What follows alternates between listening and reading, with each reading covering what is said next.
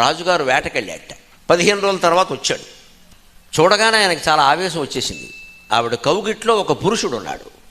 వెనకాల ఆయనకే బాగా నచ్చిన శ్లోకం ఒకటి, భారవి కిరాతార్జునీయం అనే కావ్యంలో రాసిన శ్లోకం గోడ మీద రాగిరేకు మీద చెక్కించి మేకుతో కొట్టించాడు. అది మంచి శ్లోకం అని అది కనపడింది. అందుకని ఆ శ్లోకం అర్థం ఏంటంటే, విమర్శించి పనిచేసేవాడిని సంపదలు వరిస్తే కానీ ఆవేశంతో పనిచేసేవాడిని వరించవయ్యా అనగానే అని అక్కడ ఆ కత్తి పక్కన పెట్టి ఇలా చూస్తాడు. ఆవిడ లేచి ఏడుస్తూ వచ్చి కాళ్ళ మీద పడి, ఏమండి ఏమండి ఏమండి ఎప్పుడు వచ్చారు? నేను వెర్రి ఆనందంలో నేను పట్టించుకోలేదు. మన అబ్బాయి 20 ఏళ్ల క్రితం తప్పిపోయాడు, చూసారా, అడవుల్లో తప్పిపోయాడు అనుకున్నాం, వాడు ఇప్పుడు వచ్చారండి, ఎంత అదృష్టం అండి అని చెప్పిందండి.